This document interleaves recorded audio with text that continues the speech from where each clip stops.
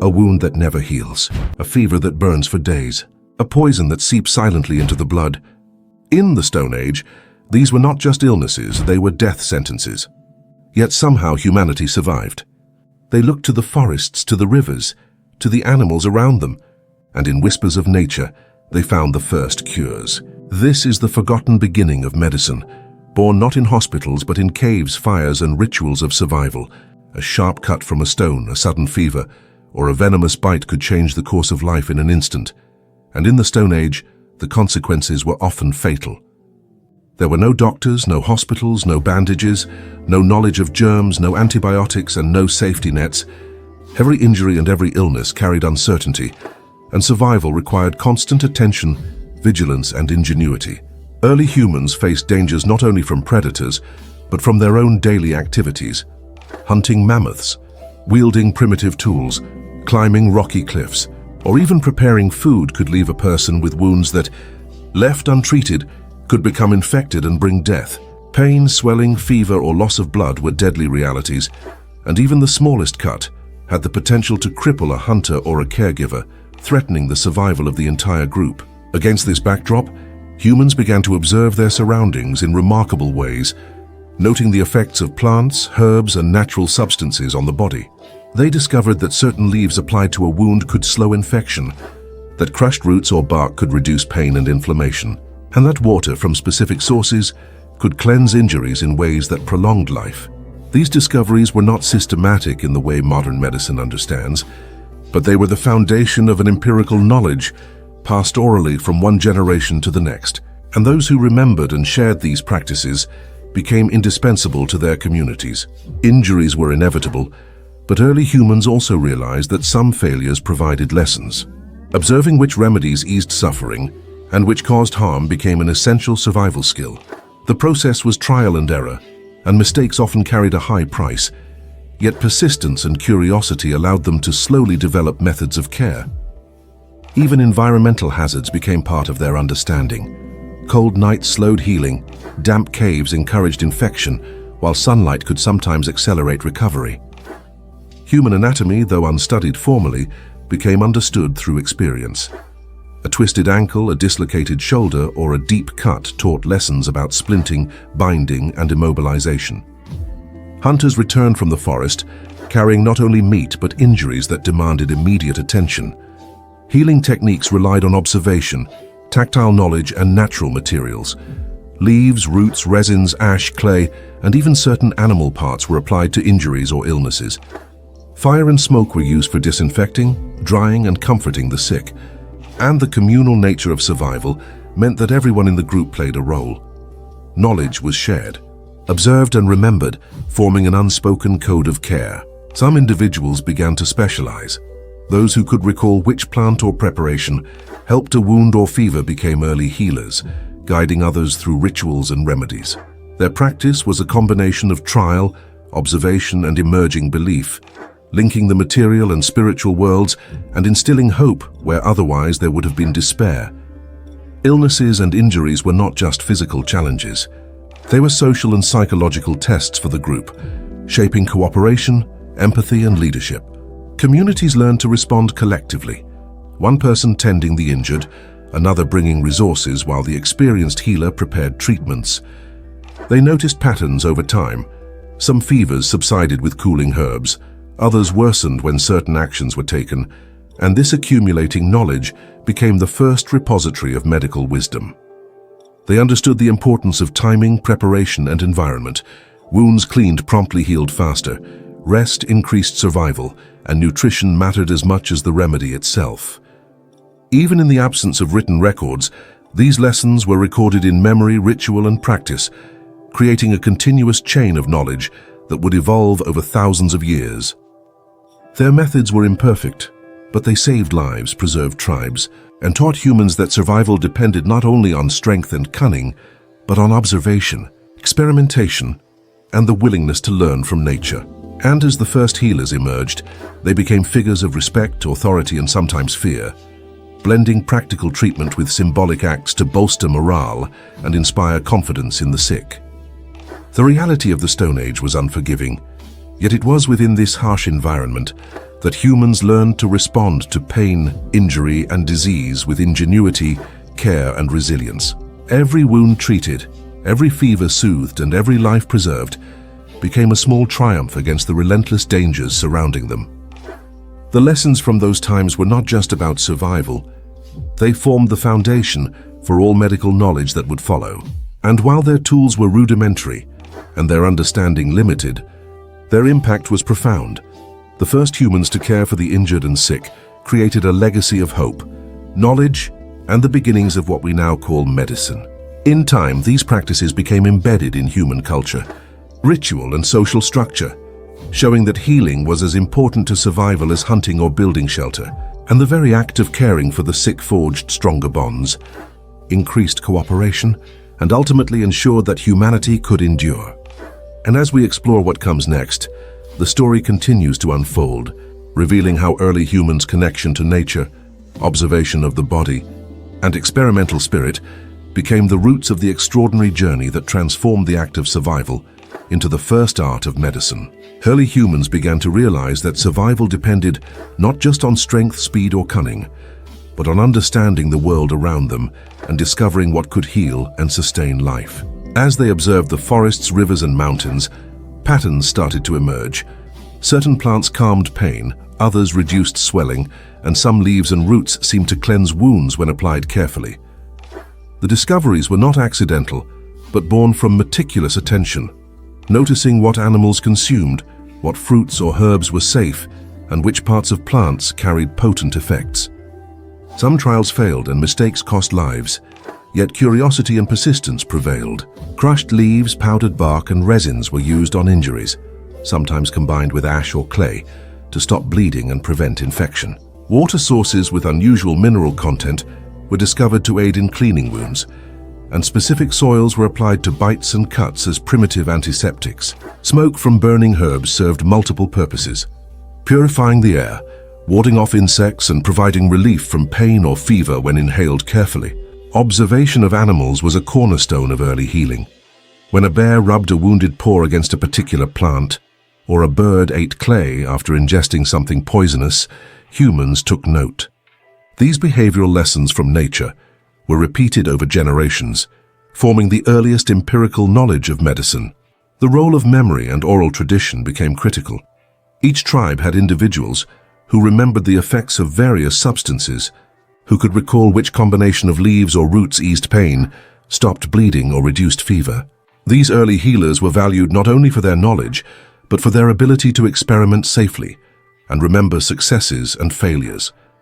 Social learning was essential. One person might observe another preparing a remedy, replicating and improving it, while a group collectively tested techniques on minor injuries before applying them to life-threatening wounds. The trial and error process was slow, yet over decades and centuries, humans began to recognize consistency. Certain herbs were reliably effective, certain roots consistently reduced inflammation, and some combinations worked better than individual elements. The natural pharmacy extended beyond plants. Minerals and clays provided antibacterial and antiseptic properties. Charcoal and ash were applied to cuts to prevent infection, while certain clays could be ingested to neutralize mild poisons. Even animal parts were employed. Fats, hides, and marrow were used as poultices, salves, or supports to aid healing. This combination of observation, experimentation, and practical application represented the first systematic approach to healthcare, long before any formal science existed. Over time, rituals began to intertwine with these natural remedies, forming a bridge between physical healing and psychological reassurance. Tribal members often performed chants, prayers, or symbolic actions while applying treatments, giving patients hope and the confidence that recovery was possible. Healing was thus both a physical and social process. The act of caring, of touching, of applying remedies, and of offering comfort all contributed to survival. The first humans learned that timing was crucial.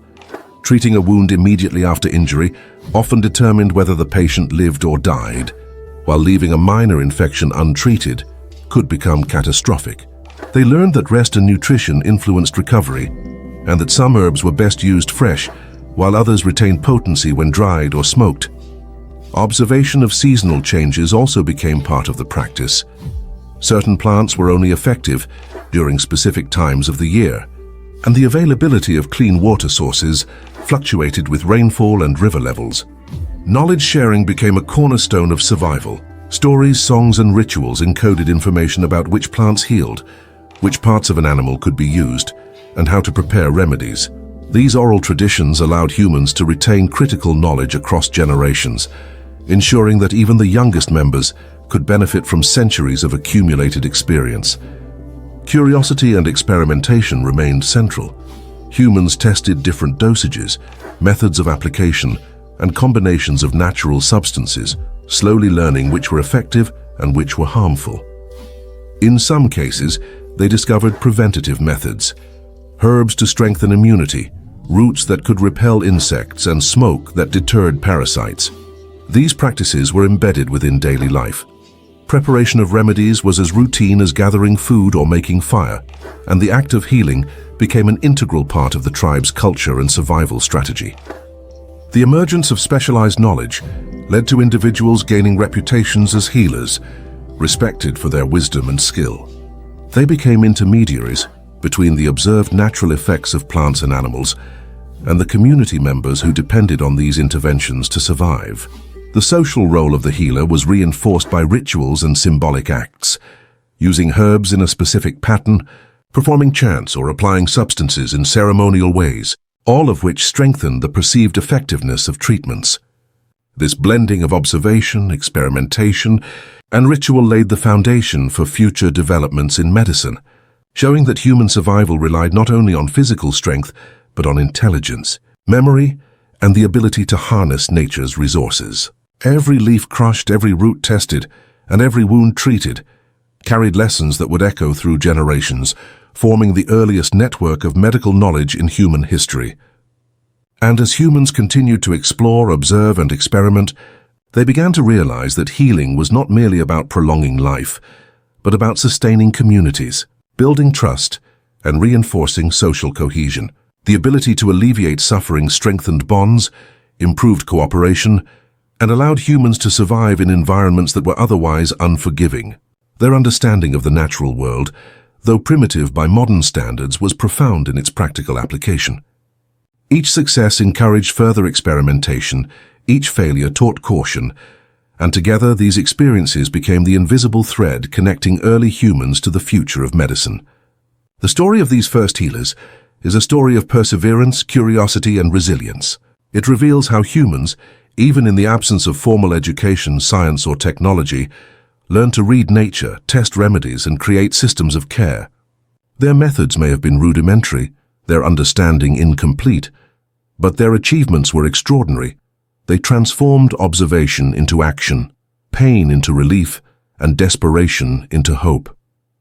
And as we continue forward, we will see how these natural remedies, combined with ritual, memory, and experimentation, evolved into more structured forms of healing, shaping the trajectory of human medicine for millennia to come.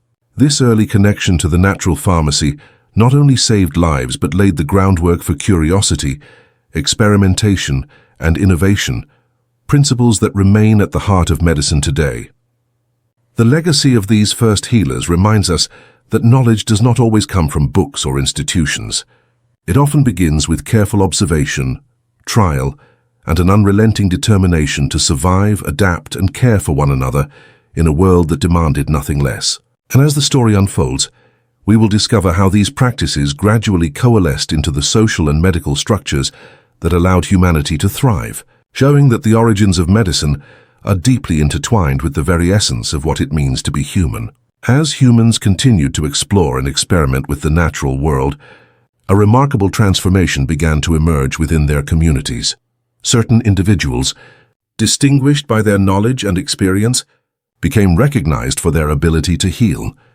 These were the first healers, the ones who remembered which plants eased pain, which roots stopped bleeding, and which mixtures alleviated fever or infection. They were not doctors in the modern sense. Their authority was earned through observation, memory, and the success of their interventions. Around the fire, under the shadow of caves, these healers performed a delicate balancing act between practical treatment and spiritual guidance. Every touch, Every application of a poultice, every carefully prepared infusion, was accompanied by ritual, chanting, and symbolic gestures, reinforcing hope and courage in those who were suffering. Their knowledge was empirical, yet intertwined with the mysteries of life and death, forming a practice that combined science and belief long before formal medicine existed. Communities came to rely on these individuals, seeking them out in times of injury, illness, or even distress caused by psychological trauma. The healer's role extended beyond the physical. They provided comfort, reassurance, and a sense of control in a world dominated by unpredictability and danger. Social cohesion depended on them, for their presence reinforced trust, strengthened bonds, and ensured that knowledge was preserved across generations. Apprenticeship became a natural process, as younger members of the tribe observed and learned from the healers, carefully noting the preparation of remedies, the application techniques, and the timing that made treatments effective. Observation of nature continued to guide practice. The behavior of animals, the changing seasons, and the availability of particular plants all influenced decisions, blending environmental awareness with accumulated experience. Their impact extended beyond individual survival. Healers shaped cultural practices, ceremonies, and rituals, embedding medical knowledge within the fabric of social life. The act of caring for the sick became a form of leadership, granting respect and influence to those who possessed this rare understanding. Mistakes were inevitable, yet they were not wasted. Failures informed future attempts, creating an iterative process of learning and refinement. Every success reinforced the healer's reputation and expanded the community's confidence in their methods. As humans moved across diverse landscapes, forests, plains, mountains, and rivers, the healers adapted their practices, discovering regional remedies, local plants, and new techniques suited to each environment. This adaptability was crucial, for survival required constant evolution and responsiveness to challenges, from poisonous plants to unfamiliar diseases encountered during migration. Over time, patterns emerged that allowed healers to anticipate illness, identify symptoms early, and prepare treatments proactively. They learned that timing, dosage, and preparation method could determine life or death, and these subtle observations became part of their secret knowledge, shared selectively within trusted circles. The healer's connection to the spiritual world was equally important. Rituals, chants, and symbolic acts were not mere superstition, but served to reinforce psychological resilience, calm fear, and empower patients to endure pain. In a world where every wound or sickness could carry fatal consequences, hope became as vital a remedy as any plant or poultice. Their practices forged the earliest bridge between physical healing and the human need for emotional support, establishing the roots of holistic care. Communities that respected and supported their healers thrived. Those that neglected them often suffered greater losses. Over generations, this knowledge expanded, passed through memory, oral tradition, and observation, ensuring continuity and refinement. The lineage of these healers laid the foundation for medicine as a discipline, a combination of practical skill, systematic experimentation, and the human capacity to care. They transformed the unpredictable dangers of the Stone Age into manageable risks, teaching humans that observation, persistence, and collaboration could overcome adversity. Every life saved reinforced the tribe's survival. Every remedy discovered became a building block for future generations, and every ritual performed strengthened the social fabric. The birth of healers marked a turning point in human history. For the first time, survival was not only about hunting, foraging, or shelter, but about understanding the body, the environment, and the subtle interplay between them. These early practitioners demonstrated that intelligence, memory, and empathy could rival strength and endurance in ensuring the survival of humanity. And as their knowledge spread, adapted, and evolved, the seeds of modern medicine were sown. From crushed leaves and powdered roots to ritual and observation, the Stone Age healers established principles that continue to influence medical practice today: observation, experimentation, patience, and care.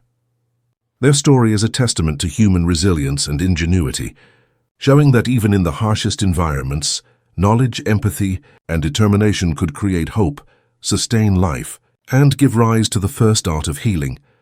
The legacy of these healers reminds us that medicine is not merely a science of the body, but a reflection of human curiosity, compassion, and the enduring desire to protect and preserve life, a pursuit that began thousands of years ago around flickering fires and in the shadows of caves, where the first healers transformed fear into knowledge and survival into a collective human triumph. From crushed roots and leaves to the wisdom of the first healers, humanity's journey to understanding the body and nature began in the shadows of caves and around flickering fires. Their curiosity, observation, and compassion laid the foundation for the medicine we rely on today.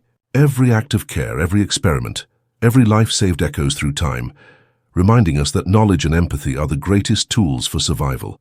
If their story inspires you, share this journey. Explore the wonders of our past and remember, the drive to learn, heal, and care is what makes us truly human.